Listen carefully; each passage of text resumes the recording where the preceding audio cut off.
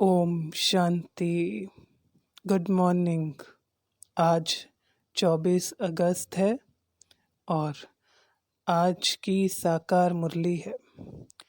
बाबा कह रहे हैं कि तुम बच्चे ही जानते हो और साधारण मनुष्य नहीं जानते कि कैसे परमात्मा कलयुग के अंत और सतयुग की आदि यानी संगम पर आते हैं और कैसे साधारण तन में प्रवेश करके ज्ञान देते हैं, समझाते हैं। तो ये समझ सिर्फ बच्चों को है, साधारण मनुष्य नहीं समझ सकते। बाबा कह रहे हैं कि इस समय मनुष्य मांगते हैं सुख और शांति। ये दो बातें हैं, विशेष है, सार रूप में यही कहेंगे, जो भी मांग करते हैं वह सुख और शांति। तो बाबा ने कहा यही है जीवन मुक्ति जो बाबा देते हैं। मुक्ति तो सबको मिलती है, जीवन मुक्ति यही है, सुख और शांति, पर यहाँ नहीं, आने वाली नई दुनिया की जो रचना करते हैं उसकी देते हैं। साथ साथ बाबा ने कहा बाबा आते हैं तो अपना परिचय भी साथ साथ तुम बच्चों का भी पूरे कल्प का पाठ, परिचय, हिस्ट्री, ज्योग्राफी सुनाते हैं। तो देखते हैं आज की मुरली से। रतन टॉप लेफ्ट में बाबा कहते, अब तक जो पढ़ा है उसे भूलकर सिर्फ एक बाप की याद में रहो। और बाबा ने कहा सतयुगी स्वराज्य स्थापन होना है किस आधार पे? पवित्रता के आधार पे, ज्ञान योग के बल से। क्योंकि बाबा ने कहा लड़ाई से विश्व की बादशाही नहीं मिल सकती, ज्ञान योग के बल से, पवित्रता की धारणा से। लड़ाई की बात नहीं है। तो इसी तरह से पावन दुनिया के मालिक बनेंगे। फिर बाबा ने कहा कि कृष्ण की जन्माष्टमी सभी बड़े धूमधाम से मनाते हैं, प्यार से मनाते हैं, लेकिन राधे की इतनी नहीं मनाते। उनकी भी होनी चाहिए क्योंकि वह भी सतयुग की आदि में है। फिर भी बाद में कुछ कुछ कह सकते हैं कि राधे अष्टमी मनाते हैं, लेकिन बाबा कह रहे हैं कृष्ण की जन्माष्टमी मनाते हैं। माताओं की हमजिन्स राधे हैं, लेकिन फिर भी कृष्ण को प्यार करते हैं। फिर बाबा ने कहा 3 प्रकार के मनुष्य बाबा ने सुनाए आत्माओं की स्थिति, उत्तम, मध्यम और कनिष्ठ। उत्तम उनके लिए कहा जो अच्छी तरह ज्ञान धारण करते हैं तो उनकी स्थिति भी सतो होगी। मध्यम वो जो थोड़ा सुनेंगे, थोड़ा धारण करेंगे, वह रजो हुए। और कनिष्ठ वो जो बिल्कुल नहीं सुनते तो वो तमोगुणी रहते हैं। टॉप मिडल में बाबा ने कहा कि तुमको नई राजधानी का भी साक्षात्कार होता है। अपने ज्ञान नेत्र से, अनुभव के नेत्र से हम सब भी नई दुनिया में चक्कर लगाते हैं। बाबा ने कहा कि अभी पुरुषार्थ करने का समय है। अगर नहीं करते पुरुषार्थ तो बाबा ने कहा कि बाद में हाय हाय करनी पड़ेगी, पद भी कम मिलेगा।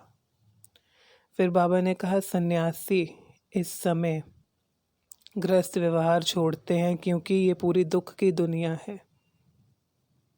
सुख काग विष्टा समान है। बाबा ने कहा थोड़े में भी थोड़ा सुख है, ना बराबर कह सकते हैं। तो इसलिए सन्यासी गृहस्थ छोड़ देते हैं। बाबा ने और कहा कि कन्याओं को क्या खर्चा है, कुछ नहीं देना होता। और फिर बाबा ने कहा कि बाबा बच्चों से फ़ी लेंगे नहीं। क्यों? क्योंकि बाबा ने ये बात पहले भी आई थी जब बाबा के सेंटर खुलने लगे, कोर्स कराने लगे, तो बाबा ने कहा कोई भी फीस नहीं ली जाएगी क्योंकि ये बाप और बच्चों का संबंध है और कोई फीस इस तरह से नहीं ली जाएगी। वैसे तो ये स्कूल है, स्कूल में जैसे फीस लेते हैं, लेकिन बाबा ने कहा बाबा बच्चों से फीस क्या लेंगे, नहीं लेंगे। और आगे बाबा ने कहा कि हम सब ब्रह्मा कुमार कुमारियां हैं। ये नहीं समझना गुजराती बंगाली हैं, अपने प्रांत को कुछ भी ऐसे। बाबा ने कहा कि सतयुग में आने वाली दुनिया पे हम अपना पुरुषार्थ करते हैं तो वहाँ पर भाषा भी एक होगी, मत भी एक होगा। तो और बाबा ने कहा ब्रह्मा कुमार कुमारियाँ इस समय अपना तन मन धन तीनों सफल करते हैं, वह भी गुप्त रीति से। पता नहीं चलता हम दुनिया को, लेकिन हम सफल करते जाते हैं। बाबा ने कहा यहाँ का रिटर्न, भविष्य में महल। बाबा ने कहा जो तुम धन सफल करते हो उसका शिव बाबा क्या करेंगे, घर आदि क्या बनाएंगे, उन्हें तो दरकार नहीं। तो बाबा ने कहा रिटर्न कई गुना करके बाबा भविष्य में दे देते हैं। बॉम्बे के लिए बाबा ने कहा कि कैसे सागर को थोड़ा सुखाकर पीछे करके ऐसे शहर बसाते जाते। बाबा ने कहा पहले ये एक गाँवड़ा ही था, गांव ही था छोटा सा, फिर जब परिवर्तन होगा तो बाबा ने कहा बॉम्बे नहीं रहेगी। फिर बाबा ने कहा बच्चा है वह विकार में ही नहीं जाता, उसको विकारों की अविद्या है, तो वह महात्मा है, सन्यासियों से भी ऊंचा है, पवित्र फूल है। बाबा ने कहा सन्यासियों को तो फिर भी विकारों का पता है, नॉलेज है। बाबा ने कहा ये सच्ची गीता पाठशाला है, क्योंकि यहाँ पर नर से नारायण सत्यनारायण की कथा, अमर कथा सुनते हैं, अमरत्व का वरदान मिलता है।